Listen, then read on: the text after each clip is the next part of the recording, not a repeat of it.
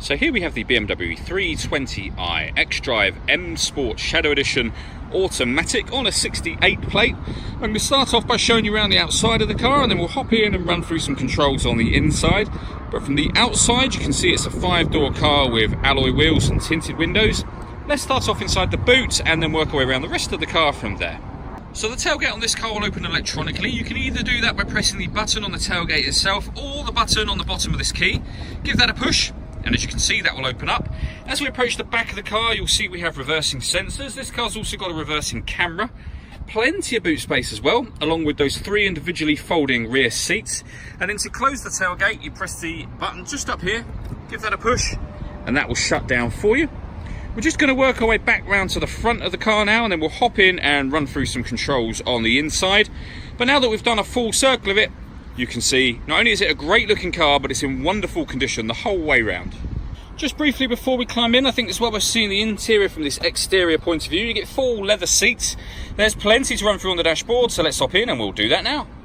Okay, so now that we're inside the car, we're going to start with the dials. On the left-hand side, we have the fuel gauge, followed by the speedometer, then the rev counter, and the coolant temperature gauge on the right-hand side.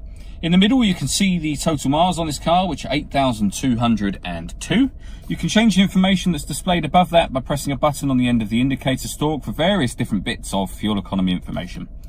If we back out to the steering wheel, on the left-hand side, we have cruise control and speed limiter, and on the right-hand side, stereo controls and phone controls, including voice activation. The paddles, just here and on the other side behind the steering wheel, are designed so that you can change gear manually with this automatic gearbox. So down a gear and obviously up a gear with the plus paddle. Over in the center, we have BMW's business nav. So starting with the satellite navigation, there's a full video showing exactly how this works on both our website and on our Facebook page, but all the movement and operation of the screen, so everything you see me doing now, that's all being done using the iDrive system, which is essentially this dial. Twisting that will take you through various options. You can push it down to select things. It also moves up, down, right and left as well. Or you can access some of the things directly from here. So we're on the main menu at the moment, which is this button. So for example, with regards to music, this car's got DAB, FM and AM radio, as well as a CD player. You can also stream your music wirelessly via Bluetooth audio, and we have a USB input just there. And underneath that, the sound option where you can change your bass, treble and things like that.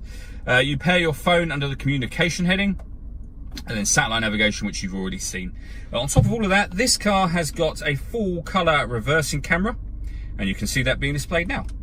Working our way down, we have the CD player and then dual zone climate control. So you can adjust the passenger temperature, the driver temperature, the fan speed up or down from here. You can determine where you'd like the air to be distributed within the car.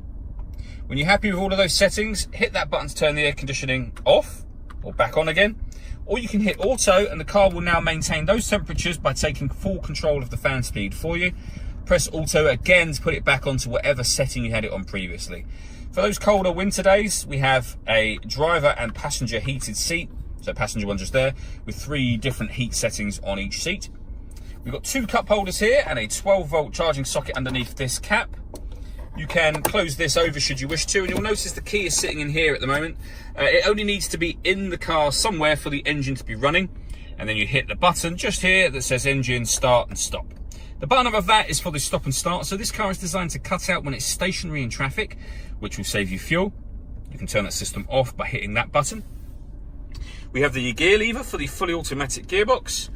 And then finally, to the right-hand side of that, these buttons here. So this one turns off the traction control for the car, and this button changes the driving setup. So it's in comfort as a standard, but you can put it into sport, and you can see we're in sport up there. You can even go all the way up to Sport Plus, which is the same as Sport, but gives you dynamic traction control. So it limits the traction control, basically. Sport, back down to Comfort, or all the way down to Eco Pro at the bottom. All that leaves me to say is thank you for taking the time to watch this video. If you'd like to come and see the car in person and have a test drive, please feel free to call any of our MJA sites. We'd love to hear from you soon.